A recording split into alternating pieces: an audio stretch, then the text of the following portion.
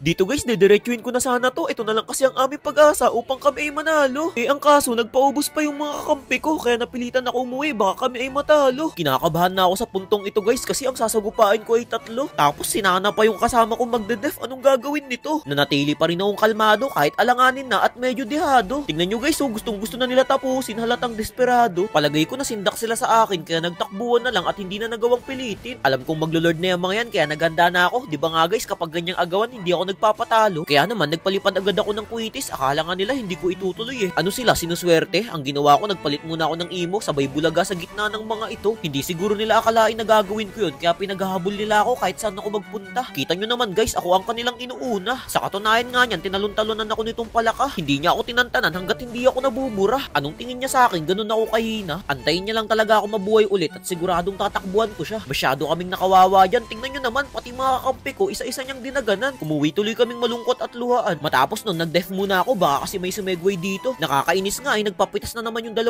kakampi ko. Sa pag-contest, may hirapan kami nito. Medyo nakaramdam nga akong may kalaban dyan sa damo kaya pinauna ko yung Joy. O diba, nakaabang yung aso kaya sabi ko sa Joy, huwag mo nang ituloy baka mapahamak lang tayo. Yan na nga ba yung sinasabi ko? Ang masaklap pa niyan guys, sa akin pa niya pinunta yung kalaban. Awit naman, dinamay pa ako sa kamalasan. Mabuti na lang kanyo yung Roger medyo naduwag kaya nakahinga ako ng maluwag. Makakaligtas na sana, may ahas ba namang lumitaw bigla? Mabubuhay pa ako doon kung di lang ako pinanood ng nana. Papagalitan ko nga sana pero pinag-def ko na lang baka kasi mawala sa ralo at hindi na ako igalang. Bali kumpleto nga pala yung kalaban dyan kaya lumalagabog na yung dibdib ko. Sa isip-isip ko, sana umabot ako. 3 segundo pa kasi bago ko masilayan ang mundo. Mabibilib kayo sa aking gagawin, ito kasi ang nagpanalo sa amin. Kung inyong iisipin, talo na talaga kami no? Pero nagkakamali kayo. Kayang-kaya ko tong baliktarin na ikagugulat ninyo. Pinigilan ko muna ang aking kasama pumasok. Antayin muna ang Lord at wag munang mag-amok. Dapat hindi sila makadikit sa base namin kaya niliko ko yung mga minions banda dito. Subalit itong Pobius, sinalubong agad ako. Napagamit tuloy ako ng pre-kill palayo. Pero okay lang nang dahil doon nakabuo ko ng magandang plano. Inuna ko yung malalambot sa mga to. Kahit may mga minions guys, hindi ko na pinansin. Pinagtuunan ko yung mga hero. Dapat mawala agad sila upang wala kaming maging problema. Ang talino ko sa part na yun guys, no, naisip ko pa yun kahit ganito nakalala ang sitwasyon. Wala man lang ako itinira sa kanila. Magbilang sila ngayon ng sama-sama. Baka check yan. Nabaliktad ko pa ang laban nang hindi ako nahihirapan. Napatype na nga ako dito ng GG's. Ibig sabihin, lasapin nila ang hinagpis. Grabe guys, no, ang galing ko talaga sa late game. Yung tipong umaasa na silang mananalo. Tapos ang mangyayari pala, halo-halong emosyon ang mararamdaman nila sa dulo. Nakakapagtaka nga kasi hindi pa sila nagsusurrender kahit alam nila sa sarili nila na hindi na sila aabot. Isang star lang naman ang makukurot. Talagang dinama pa nila ang lungkot. Gusto ko naman sana silang pagbigyan kung makikiusap sila sa akin. Kaso hindi na lang sila kumibo at ito'y kanilang kinimkim. Natipihan ko tuloy sila bilang pag-alala sa kanilang pagkalalim. Pasensya na, hindi muna ako ngayon magbibigay ng partida. Kaka-end season lang kasi sa rank game dapat ako ang nangunguna.